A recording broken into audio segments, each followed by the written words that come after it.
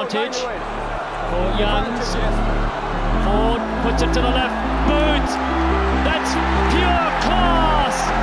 That's business class.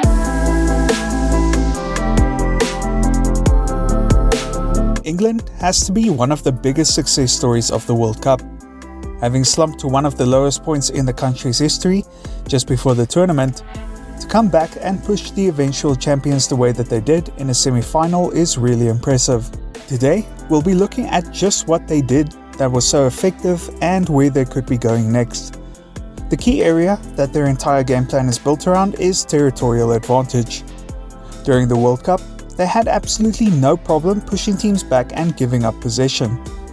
This is all held together with a strong kicking game as well as a good defensive system. Their kicks are all about driving teams back with pressure, similar to the Springboks. The difference between the way that they will approach these kicks is that South Africa will try to force an opponent mistake, whereas England's main priority is gaining territory, even if their opponents can reset. There are two types of kicks that England focus on.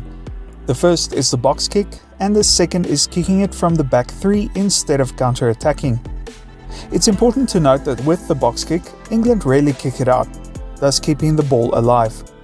There could be a number of reasons for this choice. They might not want to have lineouts in their own half, or they just back their fitness with keeping the ball live for longer. If the ball is kicked deep at the restart, England will typically give the ball to Alex Mitchell on the inside of the field for a better exiting angle, instead of opting for a box kick exit. On defense, England tackled low and hard to get the ball to ground as fast as possible. Afterwards, they'll commit numbers to try and contest on the ground. The main key here is slowing down the opposition's ball considerably, as England do not want an unstructured game. This approach does come with a catch. Because England commit more numbers to the breakdown, it means that they have to be very quick with their placement of defenders around the ruck. They don't have a problem here. Where they do have a problem is their defense in the wide channels. Their defense tends to be very compact, especially if their opponents get quick ball. This leaves them vulnerable to crossfield kicks and bombs.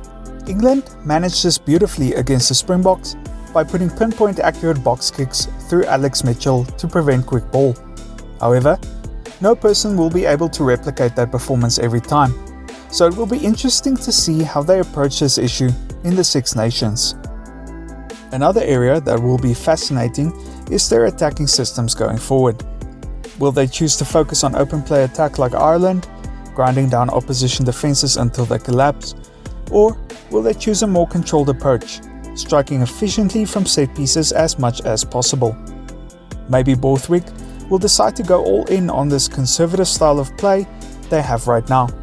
During the World Cup, England used a 1-3-3-1 structure on attack and positioned their pods in a very compact manner. This ensured that the game stayed structured and physical in nature, leading to a low amount of turnovers. If you like this video and would like to see more tactical analyses of rugby going forward, then please consider liking and subscribing. I'll be doing the Six Nations next year when it comes around. See you next time.